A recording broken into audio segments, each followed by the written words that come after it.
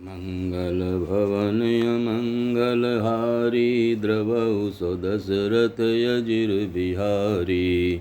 श्री राम जय राम जय जय राम, श्री राम जय राम जय जय राम, श्री राम जय राम जय जय राम, श्री राम जय राम जय जय राम, श्री राम जय राम जय जय राम, श्री राम जय राम जय जय राम, श्री राम जय राम जय जय राम, श्री राम जय जय राम, श्री राम जय राम जय जय राम, श्री राम जय राम जय जय राम, श्री राम जय राम जय जय राम, श्री राम जय राम जय जय Ram. Shri Harihar charitable and welfare trust के तत्वावधान में आप श्री राम कथा श्रवण कर रहे हैं।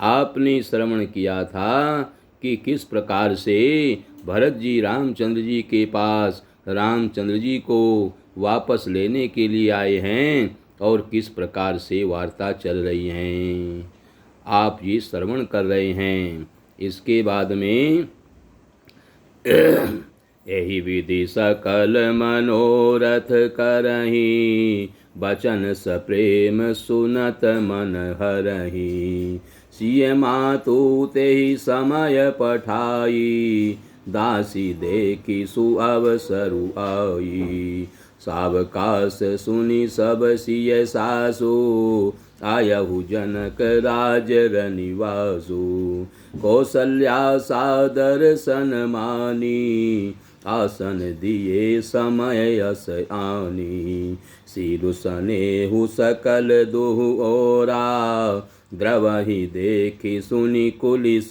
कठोरा, पुलक शिथिल तन बारी बिलोचन, महिलख नक लिखन लगी सब सोचन, सब सिय राम प्रीति किसी मूरति, जनु करना बहु बेस बिसूरति, सिय मातु कह विधि बुद्धि बाकी, जो भय फेनु फोर भविटा की, मंगल भवन मंगल हारी, द्रवौ सो दशरथ अजिर बिहारी, सुनिय सुधा देखी यही गरल सब कर तोति कराल, जय तय काक उलूक बक मानस सकृत मराल, सियावर राम जय जय राम, मेरे प्रभु राम जय जय राम, मंगल भवन अमंगल हारी, द्रवौ सो दशरथ यजिर बिहारी,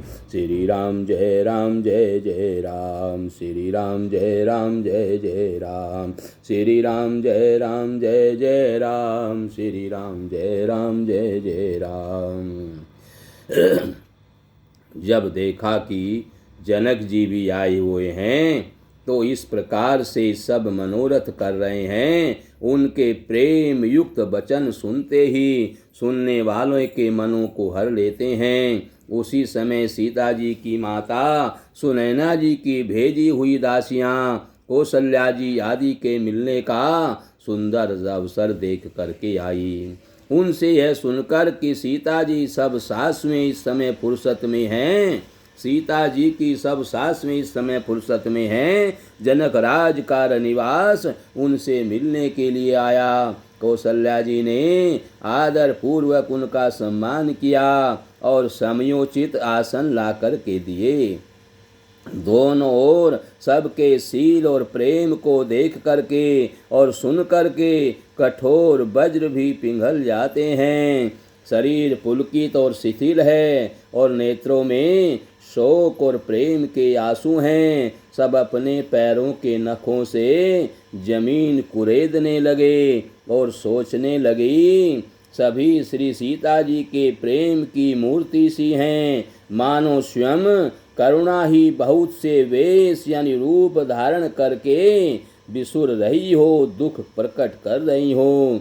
सीता जी की माता सुनैना जी ने कहा, विधाता की बुद्धि बड़ी टेढ़ी है, जो दूध के फेन जैसी कोमल वस्तु को वज्र की टाँकी से फोड़ रही है, अर्थात जो अत्यंत कोमल और निर्दोष है उन पर विपत्ति ढा रहा है। अमृत केवल सुनने में आता है और विष जहाँ तहाँ प्रत्यक्ष देखे जाते हैं। विधाता की सभी करतूतें भयंकर हैं। जहाँ तहाँ कौवे, उल्लू और बगुले ही दिखाई देते हैं, हंस तो एक मान सरोवर में ही है। यह सुनकर देवी सुमित्रा जी शोक के साथ कहने लगी, विधाता की चाल बड़ी ही विपरीत है और विचित्र भी है। जो सृष्टि को उत्पन्न करके पालता है और फिर नष्ट कर डालता है। विधाता की बुद्धि बालकों के खेल के समान भोली अर्थात विवेक शून्य है। कौशल्या जी ने कहा, किसी का दोष नहीं है। दुख सुख हानि लाभ सब कर्म के अधीन हैं। कर्म की गति बड़ी कठिन और दुर्विज्ञेय है। उसे विधाता के अलावा और कोई नहीं जानता है। जो शुभ और अशुभ सभी फलों का देने वाला है। ईश्वर की आज्ञा सभी के सिर पर है। उत्पत्ति, स्थिति, पालन और लय यानी संहार तथा अमृत और विष के भी सिर पर है। ये सब भी उसी के अधीन हैं। हे देवी, मोहवश सोच करना व्यर्थ है। विधाता का प्रपंच ऐसा ही अचल और अनादि है। महाराज के मरने और जीने की बात को हृदय में याद करके जो चिंता करती है, वह तो हे सखी हम अपने हित की हानि देखकर स्वार्थवश करती हैं। सीता जी की माता ने कहा, आपका कथन उत्तम और सत्य है। आप पुण्यात्माओं के सीमा रूप अवधपति महाराज दशरथ जी की ही तो रानी हैं, फिर भला ऐसा क्यों न कहेंगी। इस प्रकार से सीता जी की माता ने कहा और कौशल्या जी ने दुख भरे हृदय से कहा, श्री राम लक्ष्मण सीता वन में जाएं, इसका परिणाम तो अच्छा ही होगा, बुरा नहीं। मुझे तो भरत की चिंता है। ईश्वर के अनुग्रह और आपके आशीर्वाद से मेरे चारों पुत्र और चारों बहुएं गंगा जी के जल के समान पवित्र हैं। हे सखी, मैंने कभी श्री राम की सौगंध नहीं खाई, सो आज श्री राम की सौगंध करके सत्य भाव से कहती हूँ। भरत के शील, गुण, नम्रता, बड़प्पन, भाईपन, भक्ति, भरोसे और अच्छेपन का वर्णन करने में सरस्वती जी की बुद्धि भी हिचकती है। सीप से कहीं समुद्र उलीचे जा सकते हैं। मैं भरत को सदा कुल का दीपक जानती हूँ। महाराज ने भी मुझे बार बार यही कहा था, सोना कसौटी पर कसे जाने पर और रतन पारखी यानी जोहरी के मिलने पर ही पहचाना जाता है। वैसे ही पुरुष की परीक्षा समय पड़ने पर उसके स्वभाव से ही उसका चरित्र देख करके हो जाती है। किंतु आज मेरा ऐसा कहना भी अनुचित है। शोक और सहने में सयानापन यानी विवेक कम हो जाता है। लोग कहेंगे कि मैं स्नेहवश भरत की बड़ाई कर रही हूँ।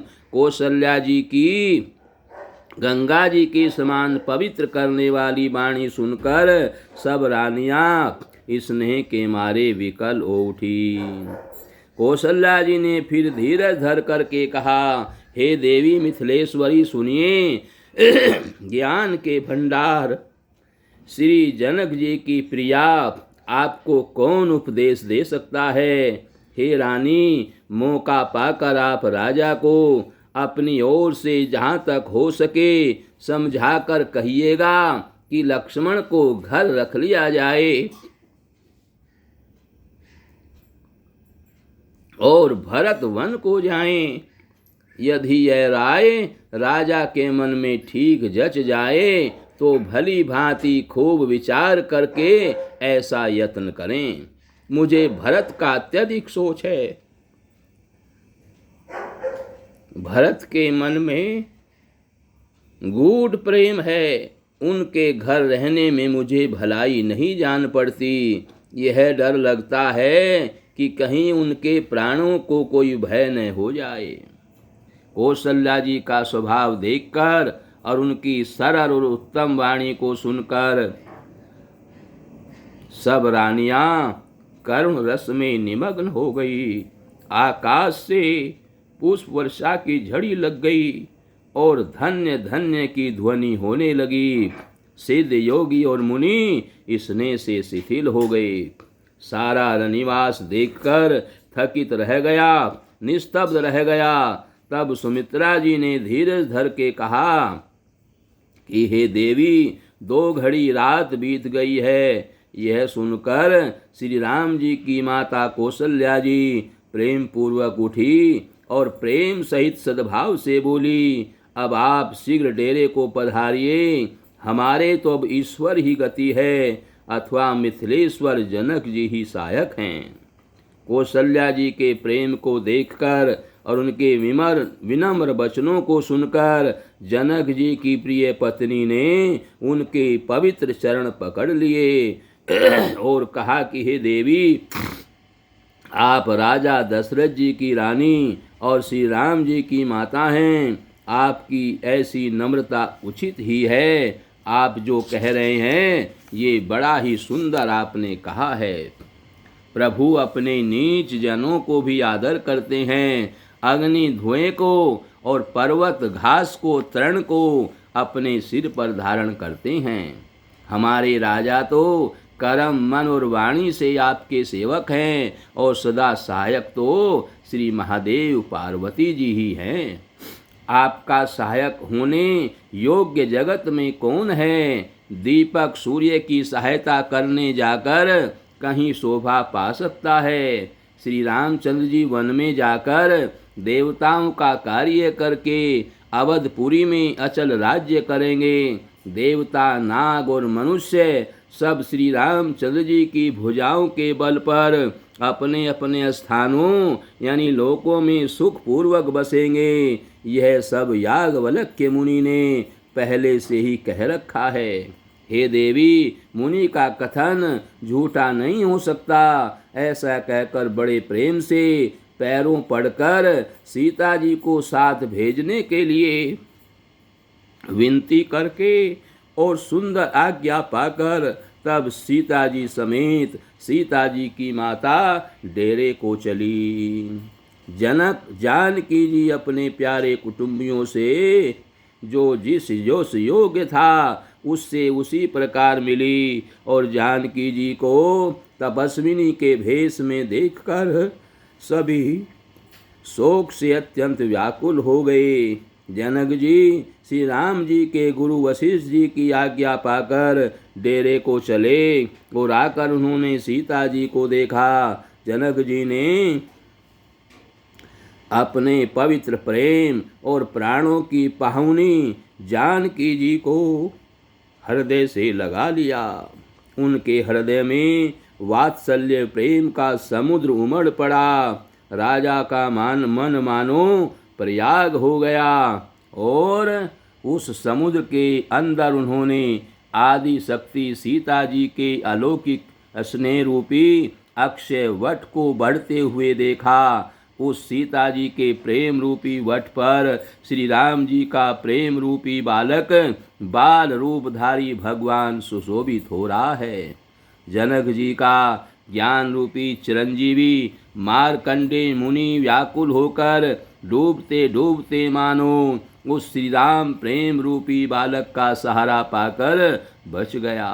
वस्तुतः ज्ञान शिरोमणि विदेहराज की बुद्धि मोह में मग्न नहीं है। यह तो श्री सीता राम जी के प्रेम की महिमा है जिसने उन जैसे महान ज्ञानी के ज्ञान को भी विकल कर दिया।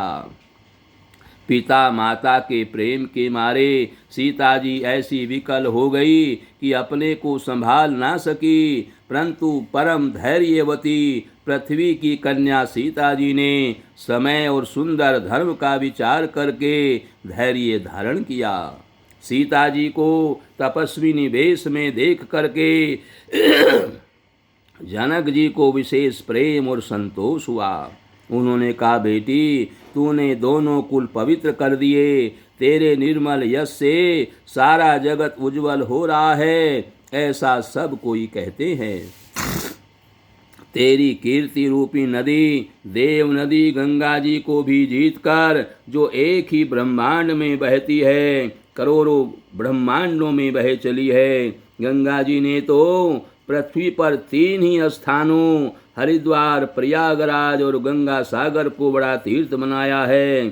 फिर तेरी इस कीर्ति नदी ने तो अनेकों संत समाज रूपी तीर्थ स्थान बना दिए हैं। पिता जनक जी ने तो स्नेह से सच्ची सुंदर वाणी कही, और परंतु अपनी बड़ाई सुनकर सीता जी मानो संकोच में समा गई हों। पिता माता ने उन्हें फिर हृदय से लगा लिया और हित भरी सुंदर सीख और आशीष दी। और सीता जी कुछ कहती नहीं हैं, परंतु मन में सकुचा रही हैं और कि रात में सासुओं की सेवा छोड़ करके यहाँ रहना अच्छा नहीं है। रानी सुनैना जी ने जानकी जी का रुख देखकर उनके मन की बात समझकर राजा जनक जी को जना दिया। तब दोनों अपने हृदय में सीता जी के शील और स्वभाव की सराहना करने लगे। राजा रानी ने बार बार मिलकर और हृदय से लगाकर तथा सम्मान करके सीता जी को विदा किया। चतुर रानी ने समय पाकर राजा से सुंदर वाणी में भरत जी की दशा का वर्णन किया। सोने में सुगंध और समुद्र से निकली हुई सुधा में चंद्रमा के सार अमृत के समान भरत जी का व्यवहार सुनकर राजा ने प्रेम विह्वल होकर अपने प्रेम आंसुओं के जल से भरे नेत्रों को मूंद लिया। वे भरत जी के प्रेम में मानो ध्यानस्थ हो गए। वे शरीर से पुलकित हो गए और मन में आनंदित होकर भरत जी के सुंदर यश की सराहना करने लगे। वे बोले, हे सुमुखी, हे सुनैनी, सावधान होकर सुनो। भरत जी की कथा संसार के बंधन से छुड़ाने वाली है। धर्म, राजनीति, ब्रह्म विचार, इन तीनों विषयों में अपनी बुद्धि के अनुसार मेरी थोड़ी बहुत गति है, अर्थात इनके संबंध में मैं थोड़ा कुछ जानता हूँ। वह धर्म, राजनीति और ब्रह्म ज्ञान में प्रवेश रखने वाली मेरी बुद्धि भरत जी की महिमा का वर्णन तो क्या करे, छल करके भी उसकी छाया तक को नहीं छू सकती। ब्रह्मा जी, गणेश जी, शेष जी, महादेव जी, सरस्वती जी, कवि, ज्ञानी, पंडित और बुद्धिमान सब किसी को भरत जी के चरित्र, कीर्ति, करनी, धर्म, शील, गुण और निर्मल ऐश्वर्य समझने में और सुनने में सुख देने वाले हैं, और पवित्रता में गंगा जी का तथा स्वाद और मधुरता में अमृत को भी तिरस्कार करने वाले हैं। भरत जी असीम गुण संपन्न और उपमा रहित पुरुष हैं। भरत जी के समान बस भरत जी ही हैं, किसी से उनकी उपमा नहीं दी जा सकती, बस ऐसा जानो।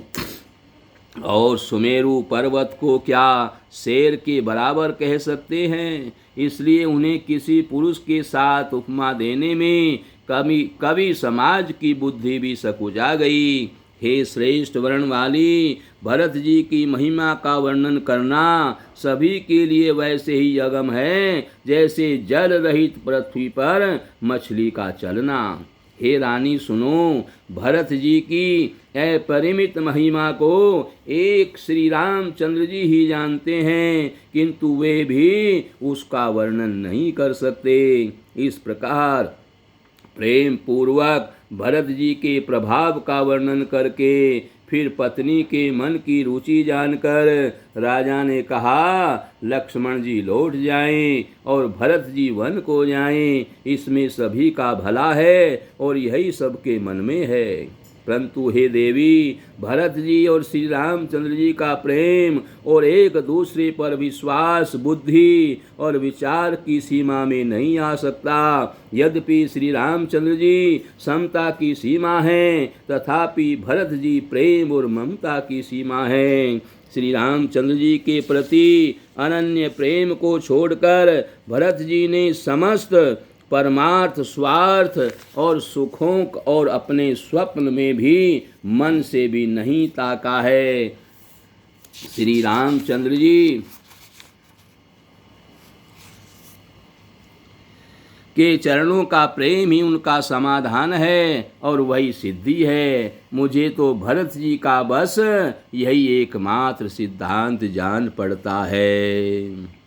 और राजा ने बिलख कर प्रेम से गदगद होकर कहा, भरत जी भूल कर भी श्री रामचंद्र जी की आज्ञा को मन से भी नहीं टालेंगे, अतः स्नेह के वश होकर चिंता नहीं करनी चाहिए। श्री राम जी और भरत जी के गुणों की प्रेम पूर्वक गणना करते कहते सुनते पति पत्नी को रात पलक के समान बीत गई। प्रातःकाल दोनों राज समाज जागे और नहा धो करके देवताओं की पूजा करने लगे।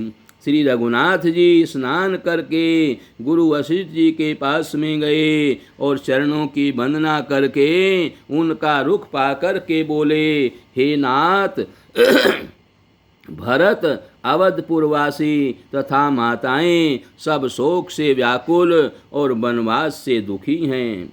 मिथिलापति राजा जनक जी को भी समाज सहित कलेश सहते हुए बहुत दिन बीत गए हैं, इसलिए हे नाथ, जो उचित हो वही कीजिए, आप ही के हाथ सभी का हित है। ऐसा कहकर श्री रघुनाथ जी अत्यंत ही सकुचा गए। उनका शील स्वभाव देखकर प्रेम और आनंद से मुनि वशिष्ठ जी पुलकित हो गए। उन्होंने खुलकर कहा, हे राम, तुम्हारे बिना घर बार आदि संपूर्ण सुखों के साज दोनों राज समाजों को नरक के समान हैं। हे राम, तुम प्राणों के भी प्राण हो, आत्मा के भी आत्मा और सुख के भी सुख हो। हे तात, तुम्हें छोड़कर जिन्हें घर सुहाता है उन्हें विधाता विपरीत है।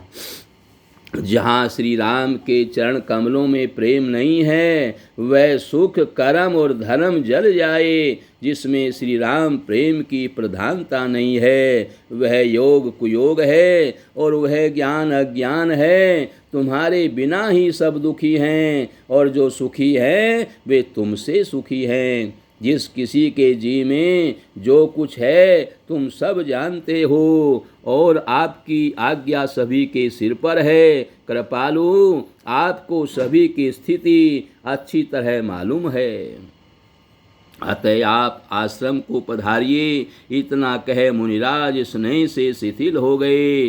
तब श्री राम जी प्रणाम करके चले गए और ऋषि वशिष्ठ जी धीरज धरकर जनक जी के पास में आए। गुरु जी ने श्री रामचंद्र जी के शील और स्नेह से युक्त स्वभाव से ही सुंदर वचन राजा जनक जी को सुनाए और कहा, हे महाराज, अब वही कीजिए जिससे सबका धर्म सहित हित हो जाए। हे राजन, तुम ज्ञान के भंडार हो, सुजान पवित्र और धर्म में धीर हो। इस समय तुम्हारे बिना इस दुविधा को दूर करने में कौन समर्थ है।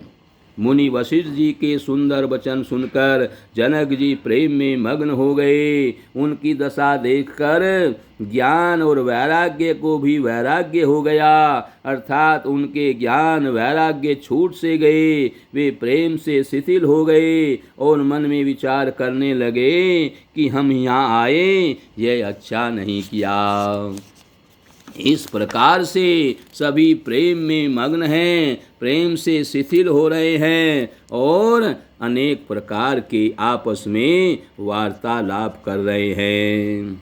इस प्रकार से राजा दशरथ जी ने श्री राम जी को वन जाने के लिए कहा और स्वयं अपने प्रिय के प्रेम को प्रमाणित करके सच्चा कर दिया। प्रिय वियोग में प्राण त्याग दिए, परंतु हम सब उन्हें वन से और गहन वन को भेजकर अपने विवेक की बड़ाई में आनंदित होते हुए लौटेंगे कि हमें जरा भी मोह नहीं है। हम श्री राम जी को वन में छोड़कर चले आए, दशरथ जी की तरह मरे नहीं।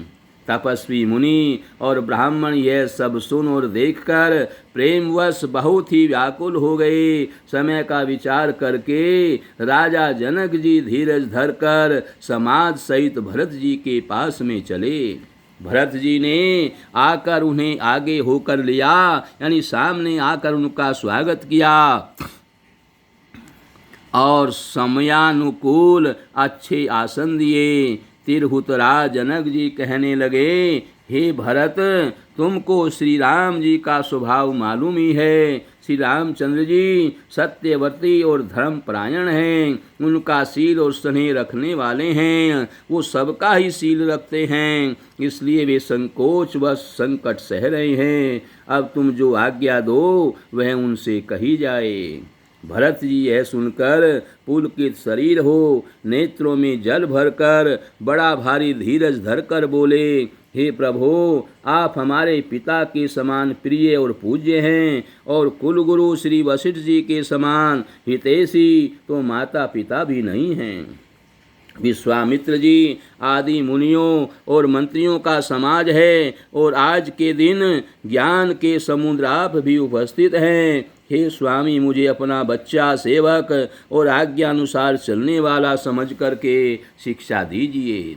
इस समाज और पुण्य स्थल में आप जैसे ज्ञानी और पूज्य का पूछना, इस पर यदि मैं मौन रहता हूँ तो मलिन समझा जाऊँगा और बोलना पागलपन होगा। फिर भी मैं छोटे मुँह बड़ी बात कहता हूँ। हे तात, विधाता को प्रतिकूल जान करके क्षमा कीजिएगा। वेद शास्त्र और पुराणों में प्रसिद्ध है और सारा जगत जानता है कि सेवा धर्म बड़ा कठिन है। स्वामी धर्म में स्वामी के प्रति कर्तव्य पालन में और स्वार्थ में विरोध है। दोनों एक साथ नहीं निभ सकते। बैर अंधा होता है और प्रेम को ज्ञान नहीं रहता है। मैं स्वार्थवश कहूँगा या प्रेमवश, दोनों में ही भूल होने का भय है। अतः मुझे पराधीन जानकर, मुझसे न पूछकर श्री रामचंद्र जी के रुख यानी उनकी रुचि, धर्म और सत्य के व्रत को रखते हुए जो सबके सम्मत और सबके लिए हितकारी हों, आप सबका प्रेम पहचान कर वही कीजिए।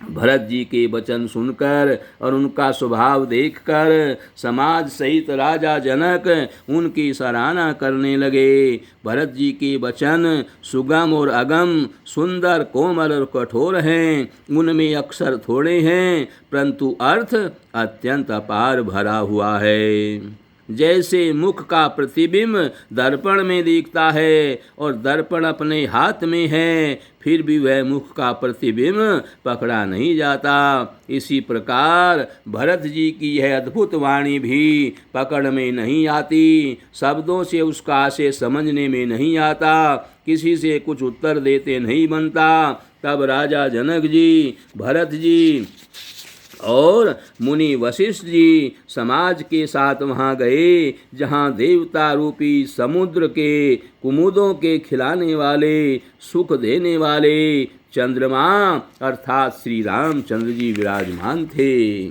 यह समाचार सुनकर सब लोग सोच से व्याकुल हो गए। जैसे नए यानी पहली वर्षा के जल के संयोग से मछलियाँ व्याकुल होती हैं, देवताओं ने पहले कुलगुरु वशिष्ठ जी की प्रेम विह्वल दशा देख करके फिर विधेय जी के विशेष स्नेह को देखा और तब श्री राम भक्ति से ओतप्रोत भरत को देखा। इन सब को देखकर स्वार्थी देवता घबराकर हृदय में हार मान गए, निराश हो गए। उन्होंने सब किसी को श्री राम प्रेम में सराबोर देखा। इससे देवता इतने सोच के वश हो गए कि जिसका कोई हिसाब नहीं।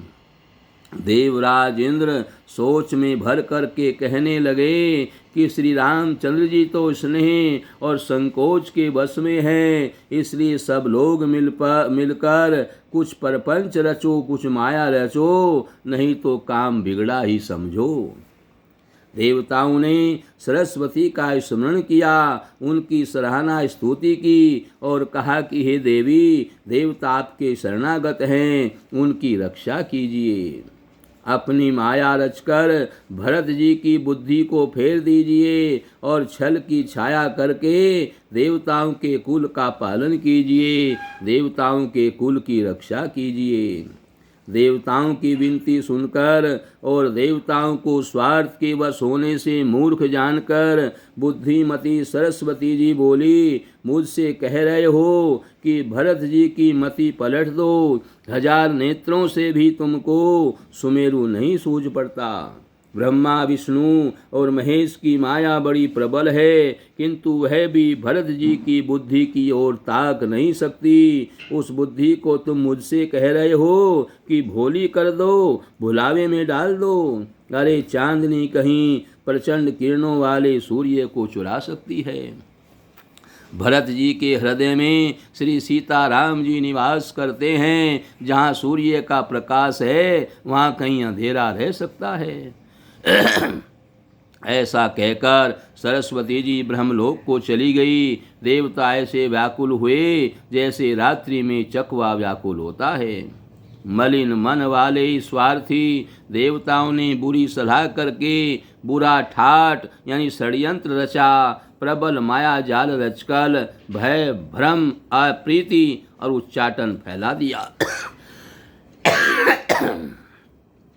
उचाल करके देवराज इंद्र सोचने लगे कि काम का बनना बिगड़ना सब भरत जी के हाथ में है। इधर राजा जनक जी मुनि वशिष्ठ आदि के साथ में श्री रघुनाथ जी के पास में गए। सूर्य कुल के दीपक श्री रामचंद्र जी ने सबका सम्मान किया। तब रघुकुल के पुरोहित वशिष्ठ जी समय, समाज और धर्म के अवरोधी अर्थात अनुकूल वचन बोले। उन्होंने पहले जनक जी और भरत जी का संवाद सुनाया, फिर भरत जी की कही हुई सुंदर बातें सुनाई और फिर बोले, हे तात राम, मेरा मत तो यह है कि तुम जैसी आज्ञा दो वैसी ही सब करें। यह सुनकर दोनों हाथ जोड़कर श्री रघुनाथ जी सत्य, सरल और कोमल वाणी बोले। आपके और मिथिलेश्वर जनक जी के विद्यमान रहते मेरा कुछ कहना सब प्रकार से अनुचित है। आपकी और महाराज की आज्ञा होगी। मैं आपकी शपथ खाकर कहता हूँ कि मैं वह सत्य ही सबको शिरोधार्य होगी, उसको कोई टालेगा नहीं और सबको ही बड़ी प्रिय लगेगी। श्री रामचंद्र जी की शपथ सुनकर सभा समेत मुनि और जनक जी सकुचा गए, स्तंभित रह गए। किसी से उत्तर देते नहीं बनता। सब लोग भरत जी का मुंह ताक रहे हैं। भरत जी ने सभी को संकोच के वश देखा। राम बंधु भरत जी ने बड़ा भारी धीरज धरकर और कुछ समय देखकर अपने उमड़ते हुए प्रेम को संभाला, जैसे बढ़ते हुए विंध्याचल को अगस्त जी ने रोका था। शोक रूपी हिरण्याक्ष ने सारी सभा की बुद्धि रूपी पृथ्वी को हर लिया, जो विमल गुण समूह रूपी जगत की योनि यानी उत्पन्न करने वाली थी। भरत जी के विवेक रूपी विशाल वराह यानी वराह रूपधारी भगवान ने शोक रूपी हिरण्याक्ष को नष्ट कर बिना ही परिश्रम उसका उद्धार कर दिया। भरत जी ने प्रणाम करके सबके प्रति हाथ जोड़े और श्री रामचंद्र जी, राजा जनक जी, गुरु वशिष्ठ जी और साधु संत सबसे विनती की और कहा, आज मेरे इस अत्यंत अनुचित बर्ताव को क्षमा कीजिएगा। मैं कोमल यानी छोटे मुख से कठोर यानी धृष्टतापूर्ण वचन कह रहा हूँ। फिर उन्होंने अब हृदय में सुहावनी सरस्वती जी का स्मरण किया। वे मानस से उनके मन रूपी मान सरोवर से उनके मुखारविंद पर आ विराजे। निर्मल विवेक, धर्म और नीति से युक्त भरत जी की वाणी सुंदर हंसनी के समान गुण दोष का विवेचन करने वाली है। विवेक के नेत्रों से सारे समाज को प्रेम से शिथिल देखकर सबको प्रणाम करके श्री सीता जी और श्री रघुनाथ जी का स्मरण करके भरत जी बोले।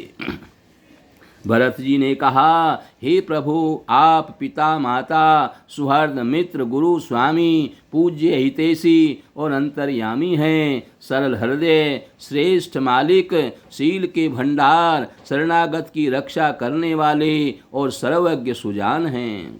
समर्थ, शरणागत का हित करने वाले, गुणों का आदर करने वाले और अवगुणों तथा पापों को हरने वाले हैं। हे गोसाई, आप सरीखे स्वामी आप ही हैं और स्वामी के साथ द्रोह करने में मेरे समान मैं ही हूँ। मैं मोहवश प्रभु यानी आपके और पिताजी के वचनों का उल्लंघन करके और समाज बटोर करके यहाँ आया हूँ। जगत में भले बुरे, ऊंचे और नीचे, अमृत और अमर पद, देवताओं का पद, विष और मृत्यु आदि किसी को भी कहीं ऐसा नहीं देखा न सुना जो मन में श्री रामचंद्र जी आपकी आज्ञा को मेट दे। मैंने सब प्रकार से वही ढिठाई की है, परंतु प्रभु ने उस ढिठाई को स्नेह और सेवा मान लिया। हे नाथ, आपने अपनी कृपा और भलाई से मेरा भला किया है, जिससे मेरा दूषण यानी दोष भी भूषण हो गया, गुण के समान हो गए और चारों ओर मेरा सुंदर यश छा गया। हे नाथ, आपकी रीति और सुंदर स्वभाव की बड़ाई जगत में प्रसिद्ध है और वेद शास्त्रों ने गाई है। जो क्रूर, कुटिल, दुष्ट, कुबुद्धि, कलंकी, नीच, शील रहित, निरीश्वरवादी, नास्तिक और निशंक निडर है, उन्हें भी आपने शरण में सम्मुख आया सुनकर एक बार प्रणाम करने पर ही अपना लिया है। उन शरणागतों के दोषों को देखकर भी आप कभी हृदय में नहीं लाए और उनके गुणों को सुनकर साधुओं के समाज में उनका बखान किया है। ऐसा सेवक पर कृपा करने वाला स्वामी आपके सिवा और कौन है, जो आप ही सेवक का सारा साज समाज सज दें, उसकी सारी आवश्यकताओं को पूर्ण कर दें और स्वप्न में भी अपनी कोई करनी ना समझकर, अर्थात मैंने सेवक के लिए कुछ किया ऐसा न जानकर उल्टा सेवक को संकोच होगा, इसका सोच अपने हृदय में रखें। मैं भुजा उठाकर और प्रण रोप कर यानी बड़े जोर के साथ कहता हूँ, ऐसा स्वामी आपके सिवा दूसरा कोई नहीं है। बंदर आदि पशु नाचते हैं और तोते सीखे हुए पाठ में प्रवीण हो जाते हैं, परंतु तोते का पाठ प्रवीणता रूप गुण और पशु के नाचने की गति क्रम से पढ़ाने वाले और नचाने वाले के अधीन है। इस प्रकार अपने सेवकों की बिगड़ी बात सुधार कर और सम्मान देकर आपने उन्हें साधुओं का शिरोमणि बना दिया। हे कृपालु, आपके सिवा अपनी बिरदावली का और कौन जबरदस्ती हठपूर्वक पालन करेगा। इस प्रकार से भरत जी भगवान श्री राम से बड़े प्रेम से और बड़े भाव से सब बातें कर रहे हैं और भरत जी कह रहे हैं कि मैं शोक से या स्नेह से, बालक स्वभाव से आज्ञा को बाएं लेकर यानी न मानकर चला आया, तो भी कृपालु स्वामी आपने अपनी ओर देखकर सभी प्रकार से मेरा भला ही माना, मेरे इस अनुचित कार्य को अच्छा ही समझा। मैंने सुंदर मंगलों के मूल आपके चरणों का दर्शन किया और यह जान लिया कि स्वामी मुझ पर स्वभाव से ही अनुकूल हैं। इस बड़े समाज में अपने भाग्य को देखा कि इतनी बड़ी चूक होने पर भी स्वामी का मुझ पर कितना अनुराग है। हे कृपा निधान ने मुझ पर सांगोपांग भर पेट कृपा की है और अनुग्रह किया है, और थोड़े नहीं सब अधिक अधिक किए हैं। अर्थात मैं जिसके जरा सा भी लायक नहीं था, उतनी अधिक सर्वांग पूर्ण कृपा आपने मुझ पर करी है। हे गोसाई, आपने अपने शील स्वभाव और भलाई से मेरा दुलार रखा है। हे नाथ, मैंने स्वामी और सेवक के संकोच को छोड़कर और अविनय या विनय भरी जैसी रुचि हुई वैसी ही वाणी कहकर सर्वथा ढिठाई करी है। हे देव, मेरे आर्थ भाव यानी आतुरता को जानकर आप क्षमा करेंगे। हे सुहृद, यानी सुहृद जो हैं, बिना हेतु के जो हित करने वाले आप जैसे हैं। बुद्धिमान और श्रेष्ठ मालिक से बहुत कहना बड़ा अपराध है, इसलिए हे देव आप मुझे आज्ञा दीजिए। आपने मेरी सभी बात सुधार दी है। प्रभु, आपके चरण कमलों की रज जो सत्य सुकृत यानी पुण्य और सुख की सुहावनी सीमा है, अवधि है, उसकी दुहाई करके मैं अपने हृदय को जागते सोते और स्वप्न में भी बनी रहने वाली रुचि यानी इच्छा कहता हूँ। वह रुचि है कपट, स्वार्थ और अर्थ, धर्म, काम, मोक्ष रूप चारों फलों को छोड़कर स्वाभाविक स्वामी से यानी प्रेम से स्वामी की सेवा करना, और आज्ञा पालन के समान श्रेष्ठ स्वामी की और कोई सेवा नहीं है। हे देव, अब वही आज्ञा रूप प्रसाद सेवक को मिल जाए, क्योंकि स्वामी की जो आज्ञा है उसको मानना ही सबसे बड़ी स्वामी की सेवा है। तो आपकी जो आज्ञा हो मैं वही आपकी बात मानूं, ये सबसे बड़ी सेवा है। जो स्वामी की आज्ञा का पालन नहीं करता वो सेवक कहाँ है। भरत जी ऐसा कहकर प्रेम के बहुत ही विवश हो गए। शरीर पुलकित हो गया और नेत्रों में प्रेम आंसुओं का जल भर आया। अकुलाकर व्याकुल होकर उन्होंने प्रभु श्री रामचंद्र जी के चरण कमल पकड़ लिए। उस समय को और स्नेह को कहा नहीं जा सकता। कृपा सिंधु श्री रामचंद्र जी ने सुंदर वाणी से भरत जी का सम्मान करके हाथ पकड़कर उनको अपने पास बैठा लिया। भरत जी की विनती सुनकर और उनका स्वभाव देखकर सारी सभा और श्री रघुनाथ जी स्नेह से शिथिल हो गए। श्री रघुनाथ जी, साधुओं का समाज, मुनि वशिष्ठ जी और मिथिलापति जनक जी स्नेह से शिथिल हो गए। सब मन ही मन भरत जी के भाईपन और उनकी भक्ति की अतिशय महिमा को सराहने लगे। देवता मलिन से मन से भरत जी की प्रशंसा करते हुए उन पर फूल बरसाने लगे। तुलसीदास जी कहते हैं, सब लोग भरत जी का भाषण सुनकर व्याकुल हो गए और ऐसे सकुचा गए जैसे रात्रि के आगमन से कमल दोनों समाजों के सभी नर नारियों को दीन और दुखी देखकर महामलिन मन इंद्र मरे हुओं को मारकर अपना मंगल चाहता है। देवराज इंद्र कपट और कुचाल की सीमा है, उसे पराई हानि और अपना लाभ ही प्रिय है। इंद्र की ऐसी रीति कौवे के समान है। वह छली और मलिन है, उसका कहीं किसी पर विश्वास नहीं है। पहले तो कुमत यानी बुरा विचार करके कपट को बटोरा, उन अनेक प्रकार के कपट का समाज सजा। फिर वह कपट जनित उचाट सबके सिर पर डाल दिया। फिर देव माया से सब लोगों को विशेष रूप से मोहित कर दिया, किंतु श्री रामचंद्र जी के प्रेम से उनका अत्यंत बिछोड़ नहीं हुआ। अर्थात उनका श्री राम जी के प्रति प्रेम कुछ तो बना ही रहा। भय और उच्चाटन के वश किसी का मन स्थिर नहीं है। क्षण में उनकी वन में रहने की इच्छा होती है और क्षण में उन्हें घर अच्छे लगने लगते हैं। मन की इस प्रकार की दुविधामयी स्थिति से प्रजा दुखी हो रही है, मानो नदी और समुद्र के संगम का जल अक्षुब्ध हो रहा हो। जैसे नदी और समुद्र के संगम का जल स्थिर नहीं रहता, कभी इधर आता है और कभी उधर जाता है, उसी प्रकार की दशा प्रजा के मन की हो गई है। चित्त दो तरफा हो जाने से वे कहीं संतोष नहीं पाते और एक दूसरे से अपना मर्म भी नहीं कहते। कृपा निधान श्री रामचंद्र जी की यह दशा देखकर हृदय में हंसकर कहने लगे।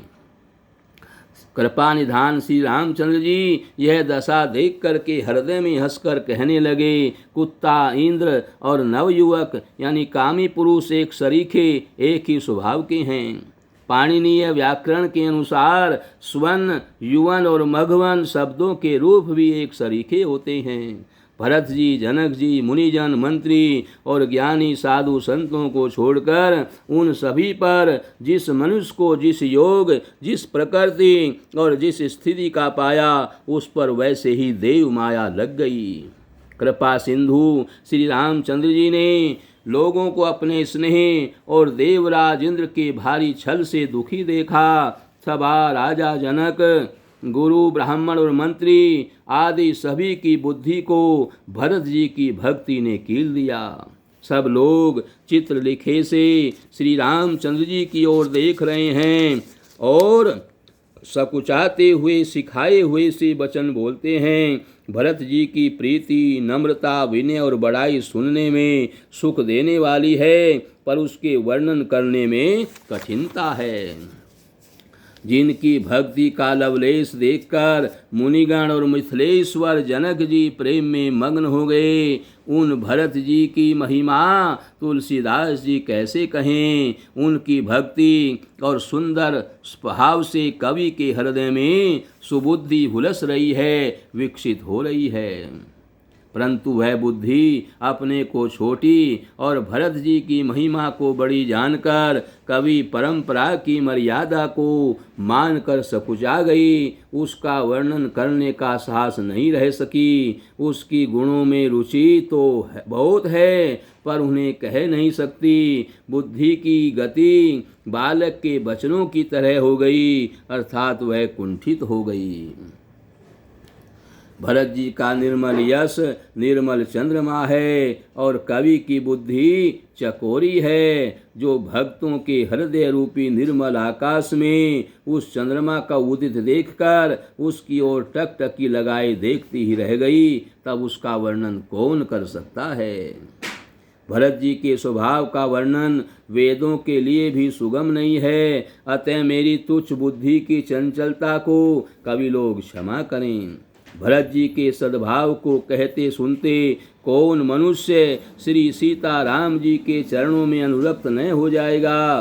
भरत जी का स्मरण करने से जिसको श्री राम जी का प्रेम सुलभ न हुआ, उसके समान बाम यानी अभागा और कौन हो गया, कौन होगा। दयालु और सुजान श्री राम जी ने सभी की दशा देखकर और भक्त भरत जी के हृदय की स्थिति जान करके धर्म धुरंधर, धीर, नीति में चतुर, सत्य स्नेहशील और सुख के समुद्र, नीति और प्रीति के पालन करने वाले श्री रघुनाथ जी देश, काल, अवसर और समाज को देखकर तदंतर ऐसे वचन बोले जो मानो वाणी के सर्वस्व ही थे, परिणाम में हितकारी थे और सुनने में चंद्रमा के अमृत सरीखे थे। उन्होंने कहा, हे तात भरत, तुम धर्म की धुरी को धारण करने वाले हो, लोक और वेद दोनों के जानने वाले और प्रेम में प्रवीण हो। हे तात, कर्म से, वचन से और मन से निर्मल तुम्हारे समान तुम ही हो। गुरु जी के समाज में और ऐसे कुसमय में छोटे भाई के गुण किस तरह कहे जा सकते हैं। हे तात, तुम सूर्य कुल की रीति को, सत्य प्रतिज्ञ पिताजी की कीर्ति और प्रीति को, समय, समाज और गुरुजनों की लज्जा मर्यादा को तथा उदासीन मित्र और शत्रु सबके मन की बात को जानते हो। तुमको सबके कर्मों कर्तव्यों का और अपने तथा मेरे परम हितकारी धर्म का पता है। यद्यपि मुझे तुम्हारा सब प्रकार से भरोसा है, फिर भी मैं समय के अनुसार कुछ कहता हूँ। हे तात, पिताजी के बिना उनकी उपस्थिति में हमारी सब बात केवल गुरुवंश की कृपा ने ही संभाल रखी हैं, नहीं तो हमारे समेत प्रजा कुटुंब परिवार सभी बर्बाद हो जाते। यदि बिना समय के संध्या से पूर्व ही सूर्य अस्त हो जाए तो कहो जगत में किसको क्लेश नहीं होगा।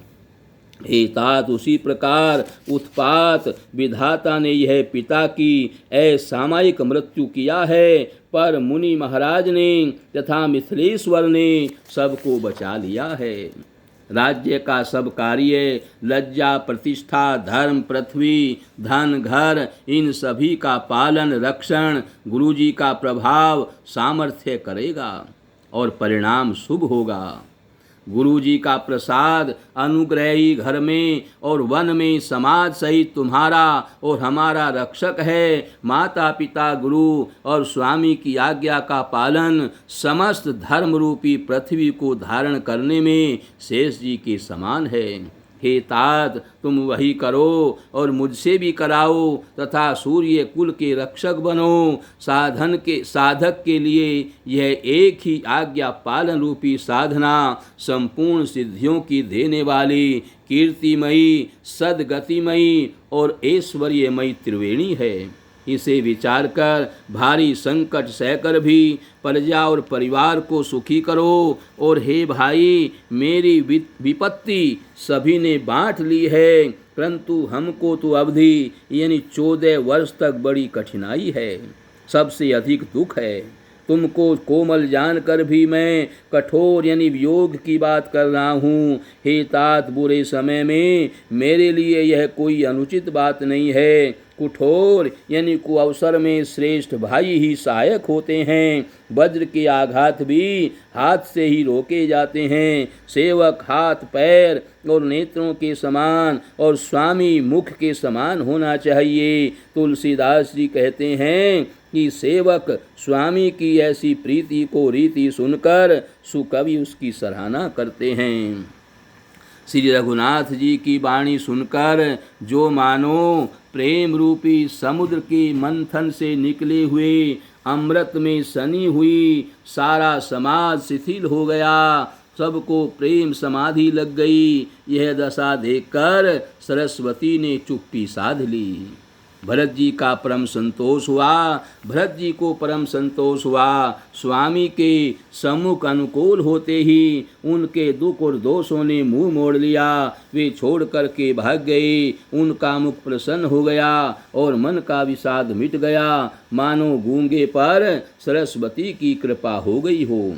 उन्होंने फिर प्रेम पूर्वक प्रणाम किया और कर कमलों को जोड़ करके वे बोले, हे नाथ, मुझे आपके साथ जाने का सुख प्राप्त हो गया और मैंने जगत में जन्म लेने का लाभ भी पा लिया। हे कृपालु, अब जैसी आज्ञा हो उसी को मैं सिर पर धरकर आदर पूर्वक करूं, परंतु देव आप मुझे वह अवलंबन कोई ऐसा सहारा दें जिसकी सेवा करके मैं अवधि का पार पा जाऊं, अवधि को बिता दूं। हे देव, स्वामी आपके अभिषेक के लिए गुरुजी की आज्ञा पाकर मैं सब तीर्थों का जल लेता आया हूँ, उसके लिए क्या आज्ञा होती है। और मेरे मन में एक और बड़ा मनोरथ है जो भय और संकोच के कारण कहा नहीं जाता। श्री रामचंद्र जी ने कहा, हे भाई कहो। तब प्रभु की आज्ञा पाकर भरत जी स्नेहपूर्ण और सुंदर वाणी बोले। भरत जी ने कहा, आज्ञा हो तो चित्रकूट के पवित्र तीर्थ स्थान, वन पक्षी पशु तालाब नदी झरने और पर्वतों के समूह तथा विशेषकर प्रभु आपके चरण चिन्हों से अंकित भूमि को देखाऊं। श्री रघुनाथ जी बोले, अवश्य ही अत्रि ऋषि की आज्ञा को सिर पर धारण करो, उनसे पूछकर वे जैसा कहें वैसा करो। और निर्भय होकर के वन में विचरण करो। हे भाई, अत्रि मुनि के प्रसाद से वन मंगलों का देने वाला परम पवित्र और अत्यंत सुंदर है। और ऋषियों के प्रमुख अत्रि जी जहाँ आज्ञा दें वहीं लाया हुआ तीर्थों का जल स्थापित कर देना। प्रभु के वचन सुनकर भरत जी ने सुख पाया और आनंदित होकर मुनि अत्रि जी के चरण कमलों में सिर नवाया। समस्त सुंदर मंगलों का मूल भरत जी और श्री रामचंद्र जी का संवाद सुनकर स्वार्थी देवता रघुकुल की सराहना करके कल्प वृक्ष के फूल बरसाने लगे। इस प्रकार से अब अत्रि जी के द्वारा भरत जी चित्रकूट का दर्शन करेंगे, वहाँ के आसपास के सब स्थानों को देखेंगे और तब यहीं पर कथा का विश्राम है। कल फिर आगे की कथा, आगे क्या क्या विचार बनेगा, भगवान क्या भरत को आज्ञा देंगे, ये सब आपको कल की कथा में श्रवण कराई जाएगी। अब यहीं पर कथा का विश्राम है। श्री कृष्ण गोविंद हरे मुरारे नारायण वासुदेवा। श्री कृष्ण गोविंद हरे मुरारे हे नाथ नारायण वासुदेवा। हे नाथ नारायण वासुदेवा। हे नाथ नारायण वासुदेवा। श्री कृष्ण गोविंद हरे मुरारे हे नाथ नारायण वासुदेवा। श्री कृष्ण गोविंद हरे मुरारे हे नाथ नारायण वासुदेवा।